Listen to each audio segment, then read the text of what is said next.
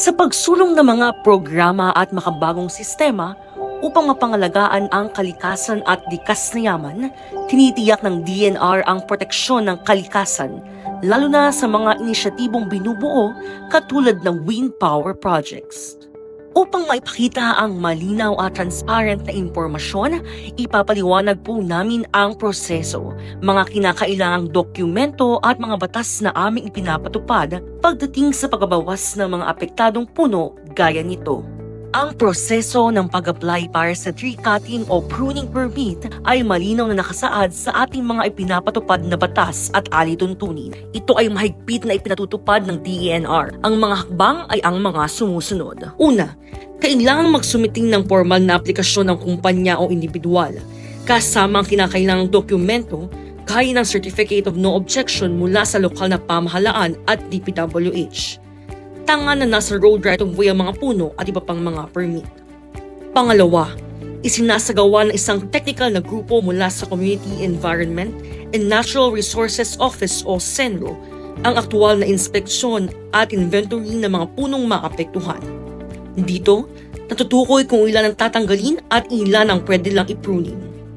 Batay sa mga batas tulad ng Presidential Decree 705 o Revised Forestry Code at iba pang DNR administrative orders, sinusuri kung kwalipikado ang aplikasyon. Ang CENRO ay nagsusumiting ng mungkahi kung ito ay pumasa sa lamang makakapag-issue ng permit alinsunod sa batas. Kasama sa permit ang mga kondisyon tulad ng tree replacement, replanting at regular na monitoring. Binibigyang diin ng DNR ang mahalagang tungkulin nito bilang tagapagpatupad ng umiiral na batas at regulasyon. Layunin ng ahensya na masiguro na bawat hakbang ay isinasagawa ng naaayon sa tamang proseso, transparent, accountable at nakatuon sa kapakanan ng publiko at ng kalikasan. Ang layunin ng prosesong ito ay mapanatili ang kaligtasan ng mga lokal at motorista habang tinitiyak na may kaukulang hakbang para sa kalikasan tulad ng tree replacement at reforestation. Ito ang paraan ng DNR upang mabalanse ang pagpapaunlad at pangangalaga sa kalikasan.